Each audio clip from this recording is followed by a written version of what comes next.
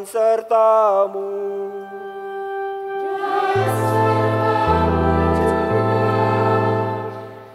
Inilah Injil Yesus Kristus menurut Santo Markus.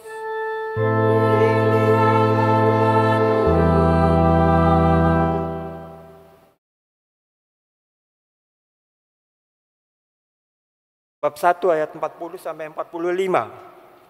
Sekali peristiwa, seorang yang sakit kusta datang kepada Yesus. Sambil berlutut di hadapan Yesus, ia memohon bantuannya, katanya, "Kalau engkau mau, engkau dapat menyembuhkan aku." Lalu tergeraklah hati Yesus oleh belas kasihan. Ia mengulurkan tangannya, menyentuh orang itu dan berkata kepadanya, "Aku mau, jadilah engkau sembuh." Seketika itu juga lenyaplah penyakit kusta orang itu dan ia sembuh. Segera Yesus menyuruh orang itu pergi dengan peringatan keras. Ingat, jangan katakan sesuatu kepada siapapun juga, tetapi pergilah, perlihatkanlah dirimu kepada imam dan bawalah persembahan untuk upacara penyucianmu yang diperintahkan oleh hukum Musa sebagai bukti bagi mereka. Tetapi orang itu pergi memberitakan peristiwa itu dan menyebarkannya kemana-mana, sehingga Yesus tidak dapat lagi terang-terangan masuk ke dalam kota. Yesus tinggal di luar, di tempat-tempat yang sepi dan terpencil. Namun, orang terus juga datang kepadanya dari segala penjuru. Berbahagialah orang yang mendengarkan sabda Tuhan dan tekun melaksanakannya.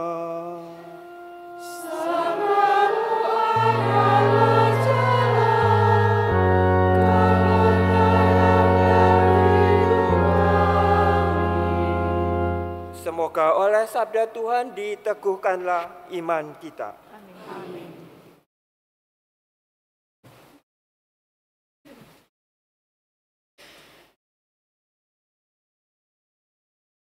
Kitab Imamat yang dibacakan tadi itu salah satu dari kitab Taurat.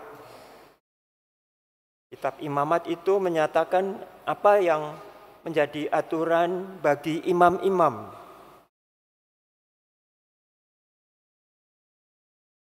Mencuci kendi, peralatan-peralatan ibadat,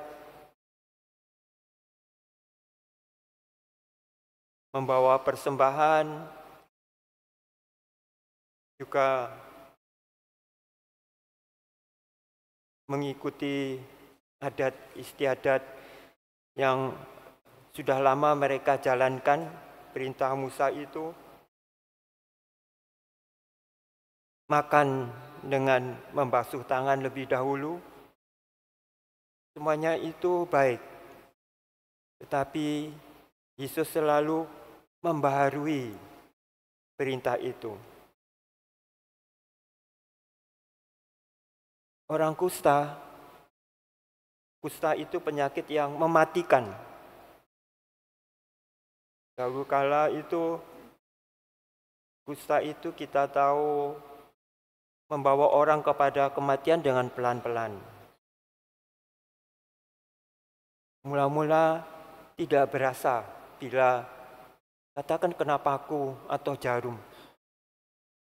Seorang rekan imam waktu di Merauke itu, ketika dia tertusuk jarum, dia tidak merasa itu, dia heran.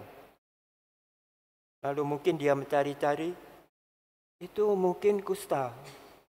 Karena tangannya ya katakan seperti panu itu, agak membengkak. Dan memeriksakan diri, dan benar. Karena ia bekerja di tengah-tengah orang kusta. mungkin tanpa merasa basil atau bakteri itu masuk ke dalam tubuhnya, tangannya, dan lebih-lebih kita tahu orang Belanda itu ya mungkin mandinya 1 kali 1 hari.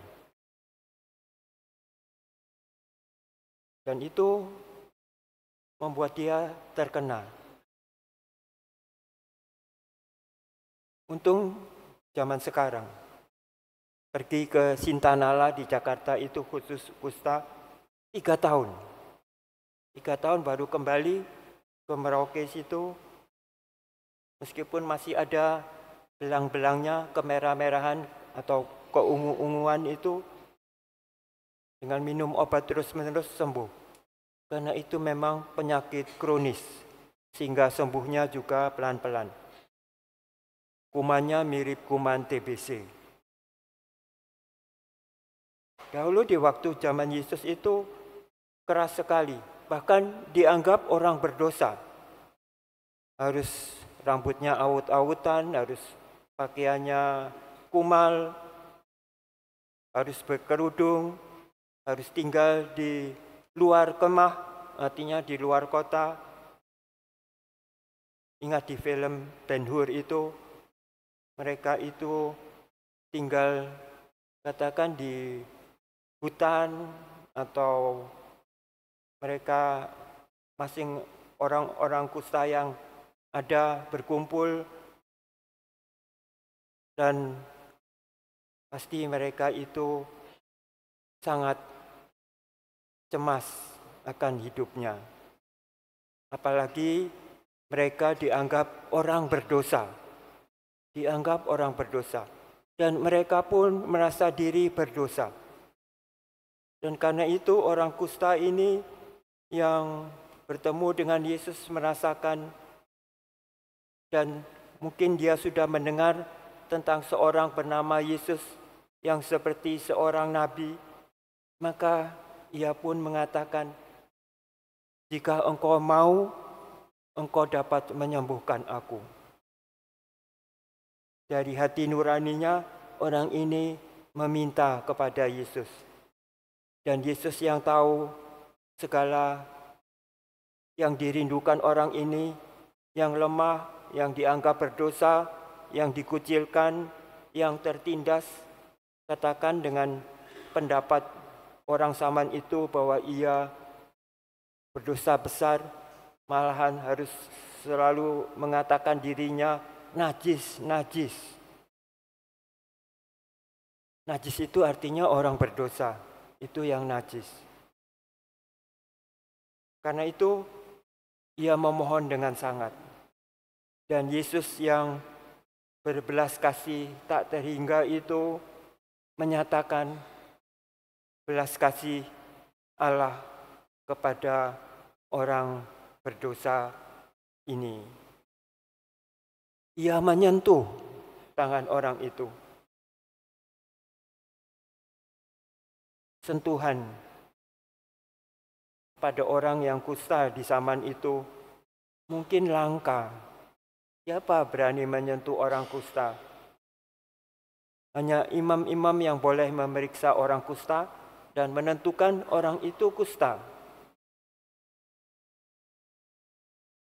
Dan Yesus dengan penuh belas kasih, tetapi ia memberi peringatan keras. Jangan menyiarkan hal ini kepada siapapun juga. Tapi orang kusta itu mungkin saking girangnya, dia melupakan peringatan Yesus itu. Hatinya jujur untuk memperoleh pengobatan dari Yesus, kesembuhan. Tetapi ia sendiri tidak mentaati peringatan Yesus.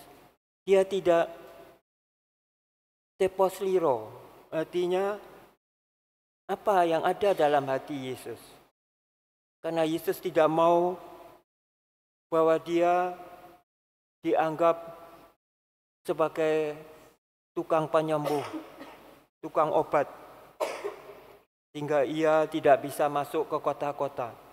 Padahal tugas utamanya ialah menyiarkan kabar baik kepada semua orang. Tugas pewartaan Yesus itu yang penting. Dialah Sang Sabda. Sabda itu untuk perlu penyembuhan orang-orang yang berdosa.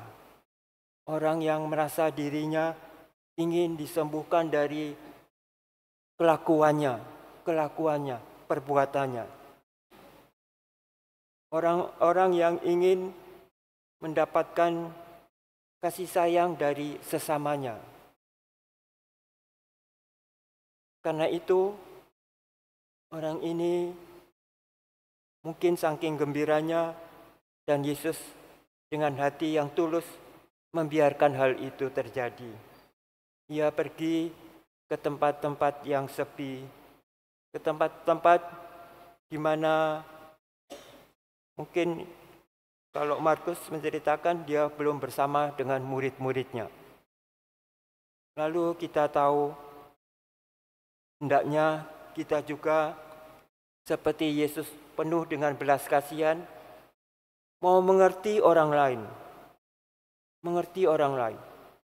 Karena itu Paulus kepada umat di Korintus itu berpesan, kalau kamu mau berbuat sesuatu, pertama-tama itu bersyukurlah kepada Tuhan dan bekerjalah bagi Tuhan. Apa yang kamu kerjakan itu, kerjakan bagi Tuhan. Maka kerjamu itu adalah suatu doa. Doa yang jujur kepada Tuhan. Bahwa apa yang kamu mau perbuat itu bukan untuk kepentinganku sendiri, kata Paulus. Tetapi untuk kepentingan orang banyak. Orang banyak itu yang perlu. Karena itu, mari kita juga menyadari. Seringkali kita itu membantu mungkin dengan kurang jujur. Kita ingin membawa supaya orang berbuat baik kepada kita. Atau kita mendapatkan pujian dari orang karena kita membantu mereka. Ketika orang itu tidak mengerti isi hati kita, lalu kita mungkin ngomel-ngomel. Orang itu tidak tahu rasa.